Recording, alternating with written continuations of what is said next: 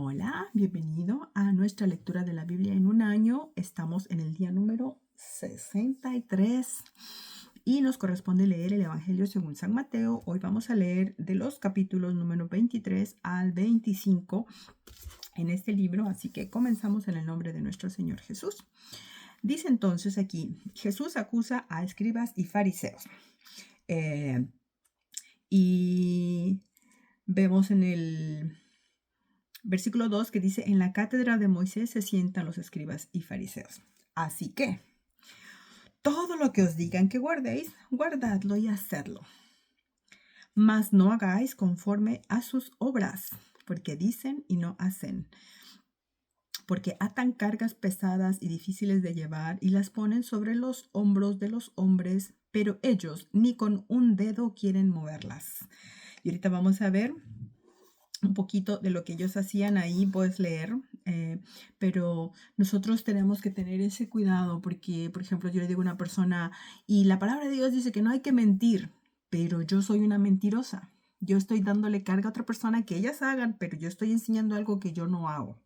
O que digo, es que Dios nos dice que tenemos que ser misericordiosos como Él, ¿no es cierto? Ayer hablábamos sobre eso en Isaías, pero yo soy una persona inflexible, implacable, que no tengo misericordia con nadie.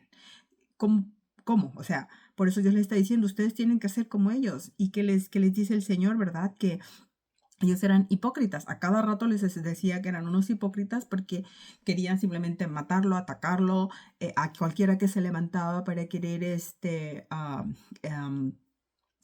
hacer lo que ellos creían que eran leyes exageradas impuestas por los hombres, lo atacaban y los destruían, básicamente, ¿no? Y lo querían hacer con el mismo Cristo. A Juan no le creyeron, como sabemos, ¿verdad? Entonces, ellos no eran capaces ni siquiera de llevar a cabo estas cosas, pero sí amaban las cosas para ser vistos, los primeros asientos, que les dieran puestos de privilegio en las fiestas, que los saludaran, ¿verdad? Me encanta lo que dice aquí, dice, hacen todas las cosas para ser vistos por los hombres, pues ensanchan sus filacterías y extienden los flecos de sus mantos, aman los primeros asientos en la cena, en las sillas en las sinagogas, las salutaciones en las plazas y que los llamen rabí, dice el versículo 8. Pero vosotros no querráis que os llamen rabí, porque uno es vuestro maestro, el Cristo, y todos vosotros sois hermanos. No es que no van a haber maestros dentro de las iglesias, porque vamos a aprender ya pronto en Corintios que Dios da dones y entre ellos está el de ser maestros, ¿verdad? Pero que yo no ame que me digan eso, yo no quiero que me llamen. O sea, si me llaman es porque tal vez tengo un cargo solamente, pero que no me considere que me tienes que, y yo soy maestra y tienes que llamarme maestra, llamarme rabí, ¿ya? Sino que ahora somos hermanos todos en Cristo. ¿Ya? Eso va dentro de lo que yo deseo internamente, nada más para ser vista, para tener honra a lo mejor de parte de los hombres, ¿no? Dice ahora el versículo 11. El que es el mayor de vosotros sea vuestro siervo. Y ellos no querían ser servidos. Una persona que llega y se sienta a la cabecera de una mesa y quiere que lo atiendan, ¿tú crees que quiere ser siervo de alguien? Claro que no.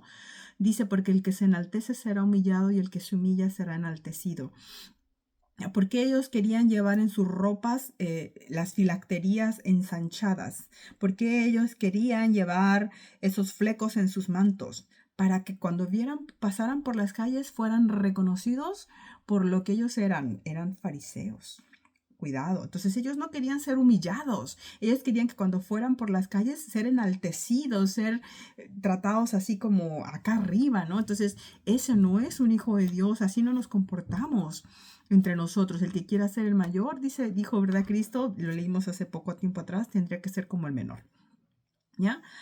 Ahora ellos lo que hacían, ahí tú vas a ver donde les dice el versículo 13, más, ay de vosotros escribas y fariseos hipócritas. El 14, ay de vosotros hipócritas. El 15, ay de vosotros hipócritas. 16, ay de vosotros hipócritas, ciegos, ¿ya? Y así vemos que les llama hipócritas, necios y ciegos en todos estos versículos que tú vas a leer. Yo me voy al 22 que dice, y el que jura por el cielo, jura por el trono de Dios y por aquel que está sentado en él. Ay de vosotros, escribas y fariseos hipócritas, porque diezmáis la menta y el eneldo y el comino, y dejáis lo más importante de la ley, la justicia, la misericordia y la fe. 3 cosas muy importantes para Dios.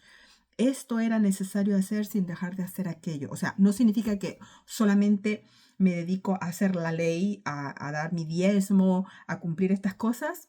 No, esto era necesario hacerlo sin dejar de hacer aquello. Ser am, misericordioso, ser misericordioso y tener fe. Estas 3 cosas deben ir de la mano según lo que nos enseña hoy a nosotros la palabra de Dios, que nosotros tenemos que cuidar lo uno, pero sin dejar de hacer lo otro. No se trata solamente, ay, misericordia, misericordia, amor, amor y todo, pero no hago nada, no cumplo a Dios en las otras cosas.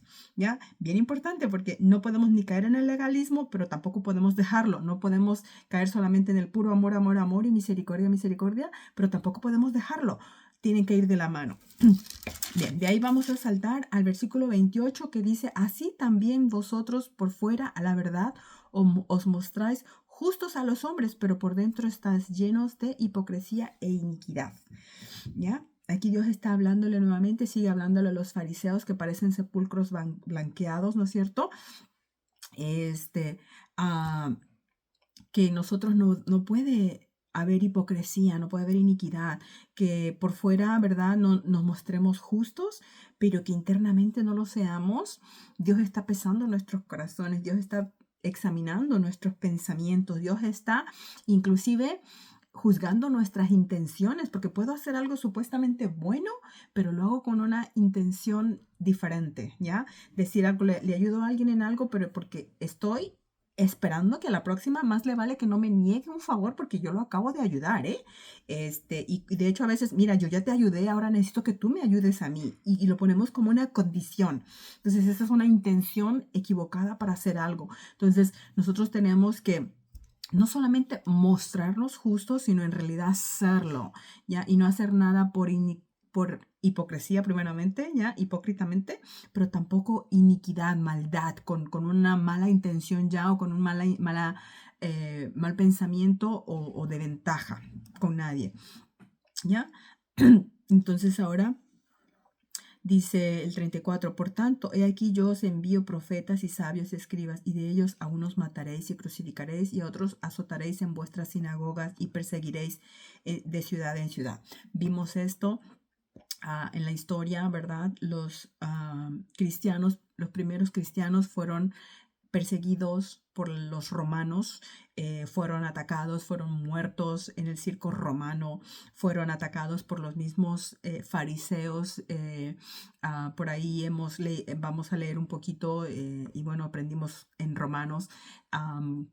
Lo comenté, me parece, sobre Pablo, que anteriormente Saulo era un perseguidor de la iglesia y él creía que en esto le estaba sirviendo a Dios, mandándolos a matar, consiguiendo cartas de parte de las autoridades, tanto judías como romanas, para matar a los cristianos. Entonces, hemos visto la persecución para el mundo cristiano a través de los siglos, a través del mundo entero, pero yo se lo estaba diciendo, ya lo estaba prediciendo el Cristo, que a unos iban a crucificar, matar, azotar, en fin, y perseguirlos, como vamos a leer después. Bien, vamos entonces a pasar al capítulo 24, donde Jesús está ahí prediciendo la destrucción del templo, ¿verdad? Cuando Jesús se salió del templo y se iba, se acercan los discípulos para mostrarle los edificios del templo. Eran construcciones fabulosas, ¿ya? Se dice que, por ejemplo, había ahí el magnífico templo de Herodes, ¿ya? Y captaba la atención de todos los que pasaban ahí. De hecho, hasta el día de hoy tenemos las ruinas del famoso Coliseo romano, ¿no es cierto? Eran increíbles edificios que habían, pero Dios les dice que todo eso iba a ser destruido, ¿ya? Y les empieza a dar señales que vendrían al final de los tiempos. Y me llama la atención que les dice en el versículo 6, y oiréis de guerras y rumores de guerras. Mirad que no os turbéis, porque es necesario que todo esto acontezca, pero aún no es el fin. Entonces hoy día vemos todo lo que está pasando, en el mundo actual y a la hora de grabar este video está una guerra tremenda entre Irán, Israel y Estados Unidos ya se involucró y han habido cañonazos por todos lados ahorita, ¿no es cierto? Pero esto dice el versículo 8, todo esto será principio de dolores. Apenas los principios. Imagínate una mujer encinta que ya está para dar a luz. Esos dolores son tremendos, pero no es nada a comparación de cuando realmente dé a luz. Las que hemos sido madres lo sabemos, estos apenas son los principios de dolores. Cuánto más vamos a ver y vamos a vivir, tal vez los que estamos hoy aquí en vida, si esto que oímos hoy día de guerras y rumores de guerra son apenas los principios, ¿ya? Viene aquí más cosas que tú vas a poder leer, ¿verdad? Pero yo me voy hasta el versículo 13, que todo esto no importa lo que pase, dice, más el que persevere hasta el fin, este será salvo. Entonces tengo que perseverar. Tenía un dicho mi mamá que decía que había que ser como un cuchillito de palo. Un cuchillito de palo, imagínate cuánto tendrías que darle y darle y darle y darle para lograr cortar algo siquiera, ¿ya? Pues así tenemos que ser nosotros, perseverantes, no flaquear, no dejar. ¿Hasta cuándo? Hasta el fin. ¿Y cuándo va a ser ese fin? Una de dos, o cuando venga el Cristo por nosotros, o cuando yo de manera personal me vaya con Él, o sea, muera. Ese es el fin, ¿ya? Hasta que me encuentre con Él, no puedo dejar de perseverar. Y dice cosas que vamos a ver en ese momento para que entendamos que ya ahora sí ya está cerca. Dice, y será predicado el evangelio del reino en todo el mundo para testimonio a todas las naciones y entonces vendrá el fin. Yo veía un mapa, me puse a googlear algo al respecto, que ahorita aproximadamente entre el 75 a 80% de toda la tierra ya ha escuchado de Cristo. Ya está predicado el evangelio. ¿Se han convertido o no? No importa. Hay algunos lugares donde lo han silenciado, como en China, que no se permite ya que se siga predicando el evangelio, pero hay iglesias chinas escondidas, sufriendo para no ser descubiertos en su creencia, no en el cristianismo, pero los hay. Hay países ahorita musulmanes donde están matando a los cristianos y el musulmanismo se está expandiendo por el mundo y matan a todo cristiano, bueno, de hecho a toda otra religión. Si no eres seguidor de Alá y crees en el famoso Alá que no es Dios, te matan y punto. Eres un infidel para ellos. Pero, ¿qué crees? Precisamente porque quieren callar el evangelio. No es que no se haya predicado, es que saben que el evangelio existe. Entonces, quedan muy pocos lugares en esta tierra donde aún no se ha predicado el evangelio para que se cumpla esto. Y entonces dice, vendrá el fin. Dice, por tanto, cuando veáis en el lugar santo la abominación desoladora de que habló el profeta Daniel, el que le entienda, entonces los que estén en Judea huyan, ¿ya? Ahí está. Y hoy día se escuchan mucho y se oyen bastantes rumores, ¿no es cierto?, de que tienen todo listo, que va a ser es algo desmontable como tal vez el tabernáculo. Es cosa de llegar y un bombazo, destruyen ahí donde está ahorita la famosa mezquita, que era donde originalmente tenía que estar construido el templo. Se monta, se vuelven a restablecer los sacrificios a Dios que hacían anteriormente en la Biblia el pueblo de Israel, ¿verdad? Y se va a hacer una abominación ahí, ¿ya? Que se va a desacrar ese templo. Y ahí está, se acabó. ¿Ya? Dice el versículo 21, porque habrá entonces gran tribulación, cual no la ha habido desde el principio del mundo hasta ahora, ni la habrá. Y si aquellos días no fuesen acortados, nadie sería salvo. Mas por causa de los escogidos, aquellos días serán acortados. Vamos a pasarlo probablemente como iglesia, porque aquí dice, ¿ya? Los escogidos, muchos son los llamados, pero pocos los escogidos. Hemos venido leyendo también eso, ¿no es cierto?, en la palabra de Dios. Pero ahora está diciendo que va a haber mucha tribulación, cual nunca la ha habido, que nosotros no flaquee nuestra fe. Por eso nos habla primeramente el Cristo de perseverar hasta el fin. Probablemente nos va a tocar vivirlo, no sé, a esta generación que estamos hoy en día con vida, pero esos días Cristo va a permitir y Dios va a permitir que sean acortados, ¿ya? Que no se prolonguen por mucho tiempo, por así decirlo, sino que sean acortados. ¿Para qué? Para que podamos ser salvos, para que no vayamos a decaer o a flaquear en nuestra fe, ¿ya? Y dice el versículo 27, porque como el relámpago que sale del oriente y se muestra hasta el occidente, así será también la venida del Hijo del Hombre. Entonces, aquí habla de que van a haber falsos cristos. Y mira, acá está el Cristo y vamos a correr a verlo. No, cuando el Cristo de verdad venga, Ya no va a venir como vino, que llegó hasta los 30 años y luego hizo todavía 3 años de ministerio en esta tierra y habló y anduvo apareciendo en diferentes ciudades, iba y predicaba. No, dice que va a ser como el relámpago. Cristo vino y se fue y se llevó consigo a su iglesia, ¿ya? Nadie va a saber ya nomás cuando ya no están y ya no están, ¿ya?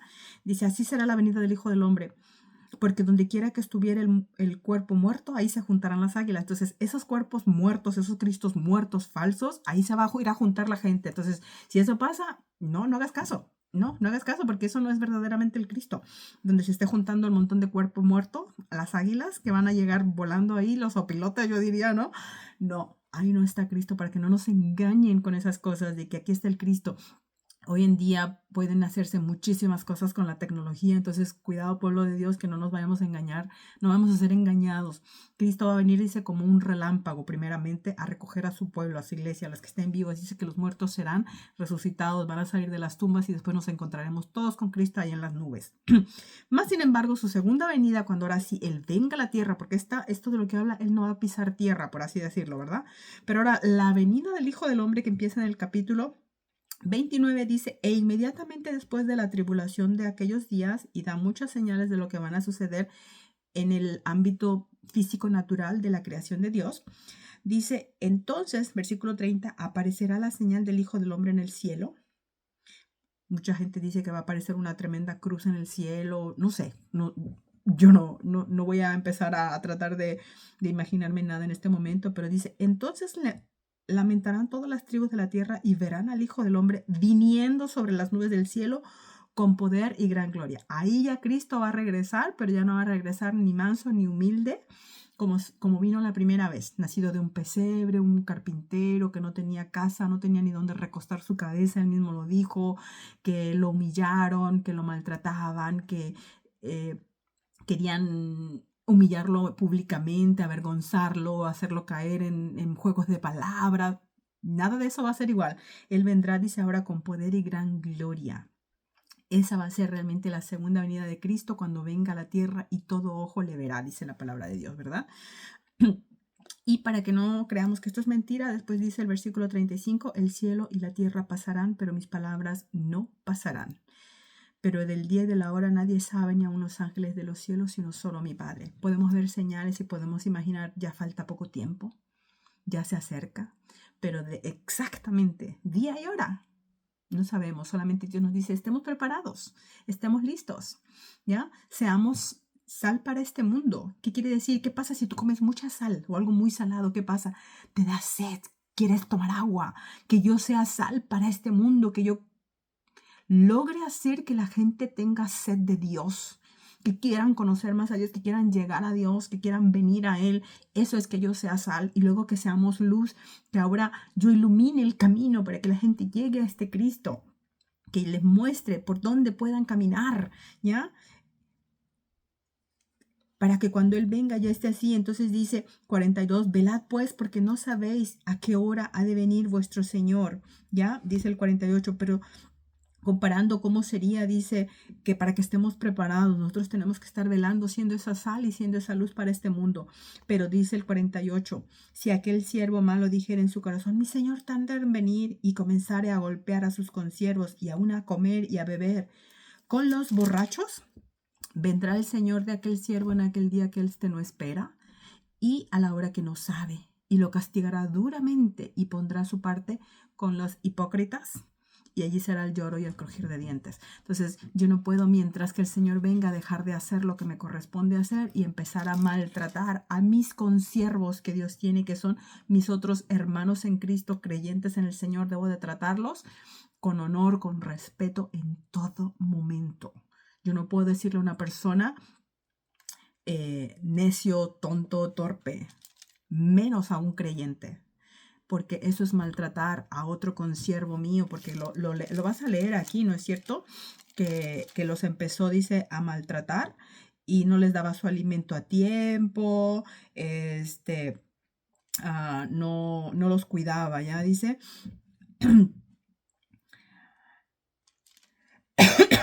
Porque mucha gente piensa que no pasa nada, pero bueno.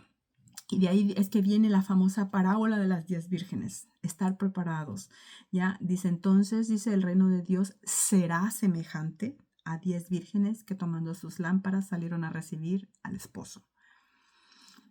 Lo relaciona a esta parábola, ya, del siervo malvado versus o en contra de o comparándolo con el siervo fiel. También habla del padre de familia que no sabe a qué hora va a venir el ladrón, ¿verdad? Pero entonces el fin del tiempo va a ser así, ¿ya? 5 de ellas eran prudentes y 5 insensatas. Las prudentes tomaron aceite para sus lámparas. Entonces no solamente ahora mi luz tiene que alumbrar, sino tiene que haber un depósito porque en esos días que van a ser tan difíciles para que el Señor llegue, no puedo perder la fe, no puedo perder el Espíritu Santo de Dios en mi vida. Viene hablando de eso, entonces lo tenemos que relacionar a eso, ¿ya? Por eso dice el que perseverare hasta el fin. Entonces, si yo estoy mientras tanto esperando, pero solamente, no sé, el puro domingo voy a la iglesia, pero el resto del tiempo no estoy cuidando mi relación personal con Dios, no estoy leyéndome la Biblia, no estoy orando al Señor, no estoy buscándolo en conversación, en lugar de eso me pongo a ver videos que no convienen, me pongo a ver películas que nada que ver, a escuchar música que me contamina. ¿Qué crees? No estoy llenando la lámpara, no estoy llenando mi aceite y cuando venga la tribulación, venga la lucha, venga la prueba, me va a faltar la fe, no va a tener aceite en mi lámpara y cuando llegue el Señor y toque la puerta no voy a tener ese hambre, ese deseo, esa sed de Dios, no voy a estar siendo sal para nadie ni voy a estar siendo luz para nadie, ¿ya? Dice que entonces viene el Señor y dice, versículo 10, pero mientras ellas iban a comprar vino el esposo. Y las que estaban preparadas entraron con él a las bodas y se cerró la puerta. Después vinieron las otras vírgenes diciendo, Señor, Señor, ábrenos. Mas él respondió y dijo, de cierto os digo que no os conozco. Conocer a alguien, ¿qué significa conocer a alguien? Tener una relación con la persona. Tú me escuchas a mí, pero yo sé que tú a mí no me conoces y tú estás del otro lado de la cámara y yo a ti no te conozco, pero estoy esperando en Dios que te llegue la palabra, nada más. Pero conocer a alguien significa relación personal con la persona para poder saber cómo es. Y si no estamos teniendo esa relación con Cristo, Él nos va a decir a nosotros lo mismo. No te conozco. Velad pues, porque no sabéis el día ni la hora en que el Hijo del Hombre ha de venir. ¿Ya? Hay que relacionar la palabra con lo que estamos leyendo. ¿Qué significa entonces tener aceite en la lámpara? Es estar preparado para ese día de la tribulación, para ese día de la prueba, que a lo mejor no nos podamos ni siquiera congregar unos con otros. Ya lo vivimos en el COVID. Se cerraron muchas iglesias en muchos lugares de este mundo. ¿Y qué pasó con aquel que tenía una relación tibia con el Señor o fría inclusive? Dejaron de ir después. Una vez que se reaperturaron las iglesias, no regresaron. Durante ese tiempo estaban secos, estaban vacíos y esperaban de alguna manera que su iglesia les pudiera preparar alguna transmisión para poder llenarse, porque no saben llenarse, no saben ir a la fuente. Están vacíos, no tienen aceite por dentro para buscar de Dios. Eso es lo que Dios nos está pidiendo, que estemos preparados como esas vírgenes prudentes, ¿ya? Y después habla el Señor de la parábola de los talentos. Dice, porque el reino de los cielos es como un hombre que yéndose lejos llamó a sus siervos y les entregó sus bienes. A uno dio 5, a otro 2, a otro 1 y cada uno conforme a su capacidad y luego se fue lejos. Los talentos en comparación, por ejemplo, a monetariamente, significan aproximadamente el salario de todo un año de una persona que trabaja. Entonces, tú, ¿cuánto trabajas todo un año? Esa cantidad. Entonces, no solamente me tengo que ocupar del aceite interno, de mi relación personal con Dios, pero ahora también tengo que seguir ocupada en los negocios de esta vida. Tengo que seguir produciendo, tengo que seguir trabajando, porque en eso también apoyo y aporto para la obra de Dios, ¿ya? Seguir multiplicando los talentos que Dios da, ¿ya? Talentos son habilidades que Dios nos da. Seguirlos poniendo a la disposición de los demás, seguir trabajando en lo que Dios me pide. Yo no puedo ser como los monjes que se van a los monasterios y se apartan en esa vida de solitud. Ay, suena tan precioso, pero ¿qué crees? En eso no hay ninguna ganancia para un verdadero hijo de Dios, porque donde yo voy y llevo el evangelio, ¿sabes dónde es? Es en mi trabajo, es a la escuela, es al supermercado, es a la tienda cuando salgo, es con mis vecinos que me rodean. Ahí yo estoy creciendo el evangelio de Cristo, ¿ya? Tampoco se crece dentro de la iglesia. Dentro de la iglesia nos edificamos los unos a los otros y crecemos en la comunión del cuerpo de Cristo, que es la iglesia, pero tampoco crecemos ahí en cuanto a que no estamos llevando el evangelio a otras personas, a menos que ya hiciste tu trabajo allá afuera, invitaste a alguien y cuando llegas a tu iglesia llegas con una nueva almita que va a escuchar el evangelio por primera vez. Ahí hay crecimiento, ¿ya? La iglesia edifica el cuerpo de Cristo, porque nos enseña, ahí tenemos los maestros, ahí tenemos los pastores que nos apacientan, ahí tenemos comunión los unos con otros. Pero para seguir creciendo el evangelio de Cristo, tenemos que ir y trabajar allá afuera esos talentos que Dios nos dio para que haya multiplicación dentro de una iglesia. ¿Ya? Entonces dice que después de mucho tiempo vino el Señor de aquellos siervos y arregló cuentas con ellos. Hay gente que no trabaja para el Señor, no trabaja allá afuera, no se gana las almas, que quiere que inclusive ni trabajan para su propio beneficio porque luego quieren que la iglesia les dé todo y que la iglesia debe de ser apoyadora, debe de ser ayudadora y me tienen que ayudar. No, bueno, sí, se puede de repente, ¿no? Y hay ciertas ocasiones donde Dios nos pide que ayudemos a los más necesitados, pero no debe ser la expectativa de un cristiano que la iglesia les dé todo así nada más extendiendo la mano y denme. Y en ningún lado, ni el gobierno también. Hay gente que no trabaja y vive, por ejemplo, aquí en Estados Unidos, del welfare que le llaman, y nada más esperan que el gobierno me dé y me mantenga. Y hasta mienten para conseguir ayuda. ¿Ya? Se hacen pasar por mujeres solteras cuando tienen marido, o se hacen pasar por personas que no trabajan y ganan en efectivo para no tener que reportar lo que ganan. Todas esas cosas son mentiras. Yo tengo que trabajar con lo que Dios me da para sostenerme a mí misma. También de eso nos habla la palabra del Señor y entra dentro de la justicia, la verdad y la honestidad.